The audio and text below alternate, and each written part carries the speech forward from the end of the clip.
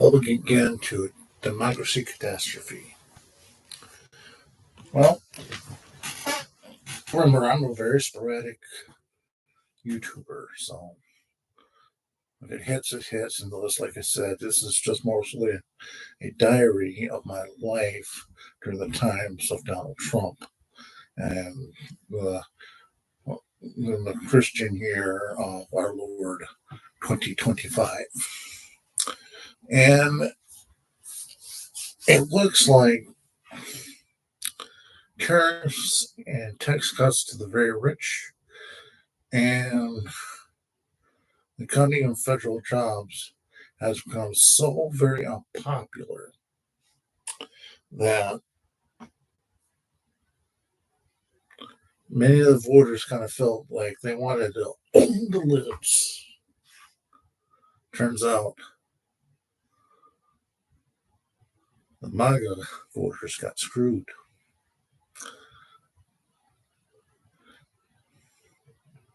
Well, if you look at some of my older shows, I possibly said the same thing over again.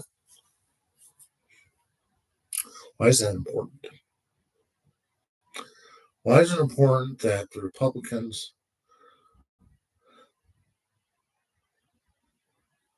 talk to their constituents? Oh, that's right. It's all about the money. You got no money. Why should I listen to you? And that's exactly the directive that the RNC has given to the Republican Congress is to not show up at the town hall meetings whatsoever after being booed off stage, being cast away as cowards, cast away as traitors, so to speak, to the American people. And especially they being feel betrayed by Donald Trump. Let alone, you got two Tweedledee and Tweedledum running the country right now as we speak. After it's all said and done, it doesn't really matter how they destroy or cut the administration, the government that we have. It doesn't really matter. Their goal is to destroy the system that we have in place so that the only 1.1% actually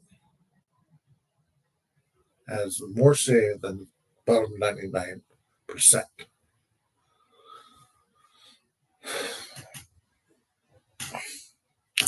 What does this translate to in 2026 now? Does it translate into, I don't know, have the Republicans and MAGA have learned their lessons to become independent or Democratic voters?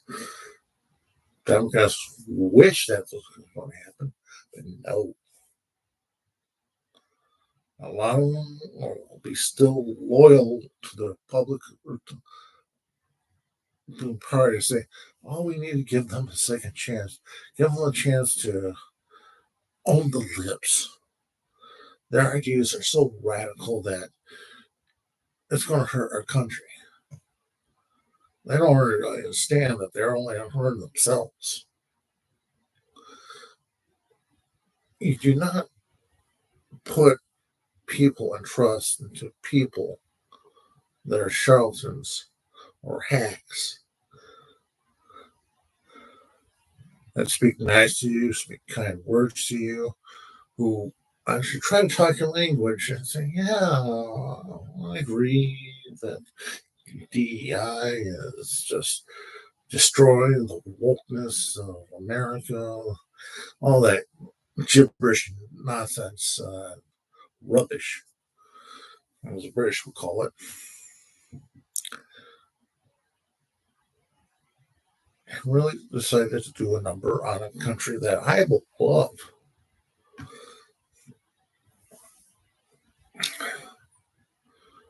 Being in a hospital, not fun. If you have health insurance, It's either what's the point of having insurance if you don't use it? What's the point of having insurance and a lot of claims being denied? It's like we should be able to take care of one another. That's what makes the word united really, really important and crucial, and a key factor into why I love the United States because of that one word.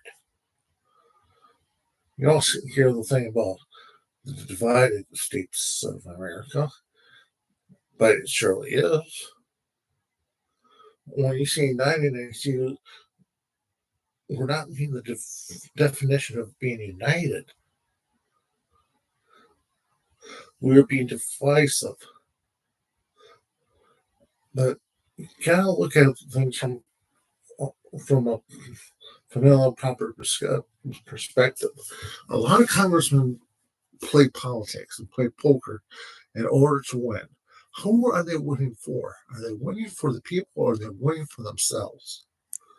A lot of times, if they win for themselves, they will spin it to get what little deal they have to give to you, the little crumbs they got, and squandered everything that they wanted for you, put it away, got rich.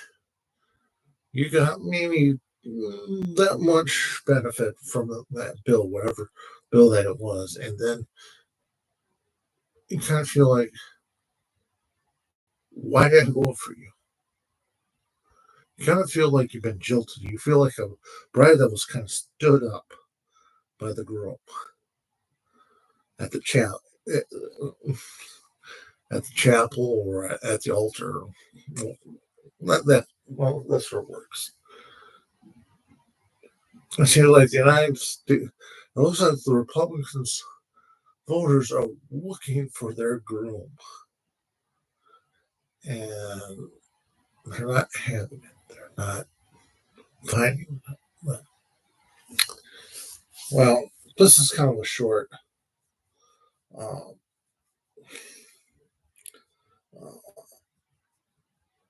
commentary and observation on why this is happening.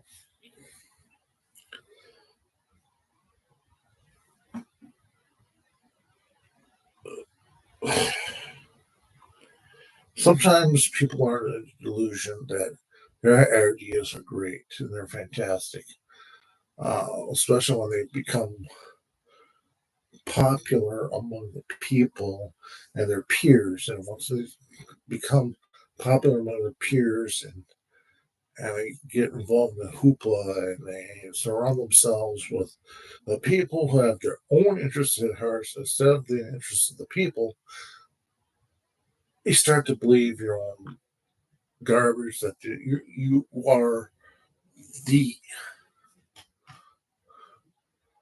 right person to run for the office and the right person to lead the office, whether it be Congress or the President of the United States. Donald Trump already knew what he wanted to do with America. He said, "You point blank say, I'm going to fuck America, whether you like it or not. You're going to like it." Well, he is screwing America, and we ain't liking it.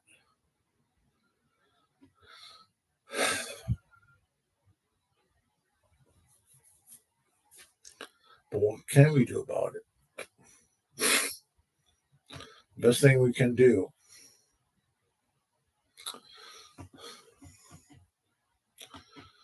is America. I can't wait for courts. Courts are good.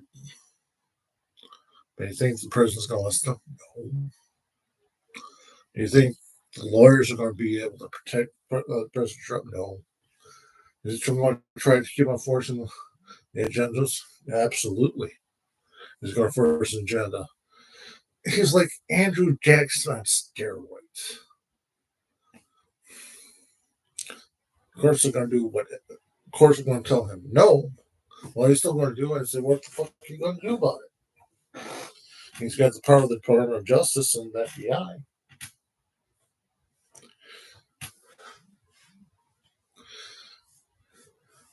If you're getting booed, that means your ideas and beliefs are not in line with the voters. If you're not in line with the voters basically going to say, okay, you're not in line with me. You said you were in line with me.